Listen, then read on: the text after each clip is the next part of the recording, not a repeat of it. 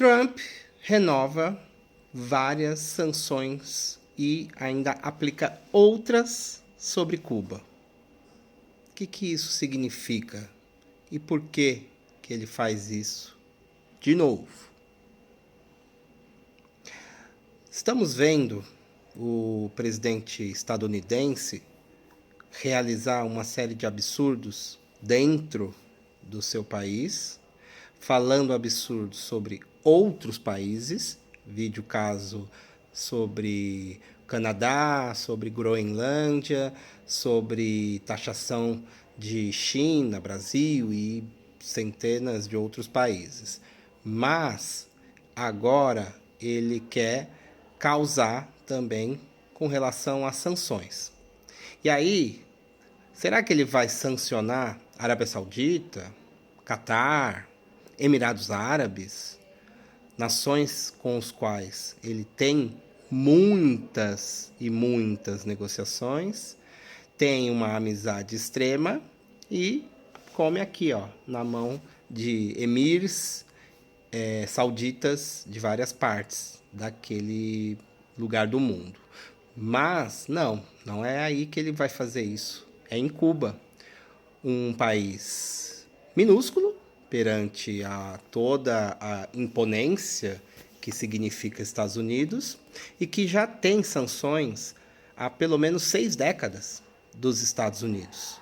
Sanções essas impostas após a queda de Fulgêncio Batista, a iniciação da Revolução parte de Fidel Castro, seu irmão, e Che Guevara, e a Revolução como um todo, a Revolução Popular, que até hoje prossegue até mesmo dentro dos parâmetros impostos por Estados Unidos, ainda continua em pé, porque saúde, educação, todas as questões sociais que envolvem Cuba e os cubanos ainda conseguem acontecer, por mais que existam essas sanções absurdas, esses bloqueios econômicos terríveis, que fazem com que seja muito complicado você gerenciar uma economia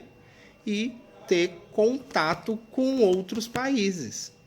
Porque Estados Unidos, além de sancionar a negociação financeira, econômica, de importação, exportação, de turismo com Cuba, ele também evita que isso se dê com outros países. Eles não contavam, primeiro, com a questão soviética, ali ainda nos anos 60, e agora, mais recentemente, com a questão chinesa, que ainda consegue diminuir esses problemas relacionados a esse bloqueio, fazendo com que haja ali um mínimo de economia vigente dentro da ilha. Mas uma coisa que é importante a gente também entender é que por quê? Por que sanções? Sempre a desculpa foi a respeito do regime. É um regime ditatorial, autoritário, que pune pessoas por quaisquer que sejam os problemas, que existe uma falta de democracia, falta de liberdade de expressão. Mas será que é mesmo? Será que é por causa disso? Porque se fosse por causa disso, como eu falei anteriormente, Arábia, Emirados Árabes, Catar também teriam que estar no mesmo, na mesma lista. Mas é importante a gente entender que, mesmo no que diz respeito a essa situação, a esta área democrática, a essa área de como funcionam as instituições cubanas, a gente pode entender que hoje em dia, depois da morte de Fidel, depois da existência de algumas mudanças internas dentro do país, você tem uma orientação, uma participação e um processo eleitoral, de discussão, de debate público e de análise das questões populares dentro de Cuba, em que todo mundo participa. Veja o caso das eleições. Hoje em dia, as eleições relacionadas à Câmara, né, ao Congresso, aos deputados da ilha, ele é um processo extremamente democrático, muito mais democrático e muito mais justo e coerente do que o dos próprios estadunidenses. Nos Estados Unidos, você ganha, mas não leva uma eleição. Você precisa ficar fazendo conta durante dias, semanas e às vezes meses para saber quem ganhou. Você vai para a justiça e aí não tem nem justiça eleitoral direito que faça com que isso aconteça. Em Cuba tem. Tem todo um processo de participação popular. São associações que participam. Não é por meio de partido político, mas sim da associação, de sindicatos, de comunidades que vêm dentro do seu coletivo pessoas que podem se integrar a essa disputa.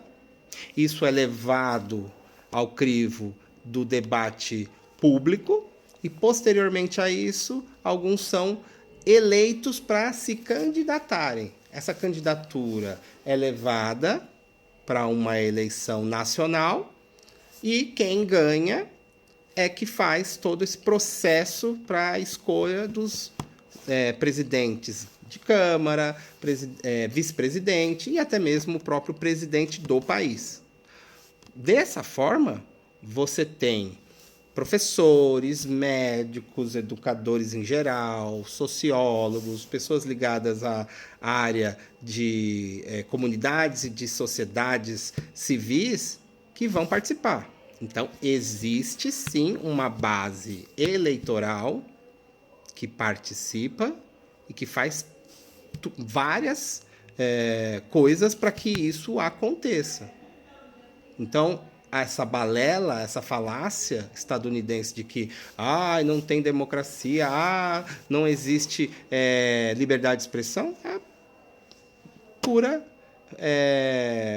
propaganda estadunidense e faz com que haja não só fake news a respeito do que acontece lá, como também não faz um olhar para dentro, um olhar para o próprio país.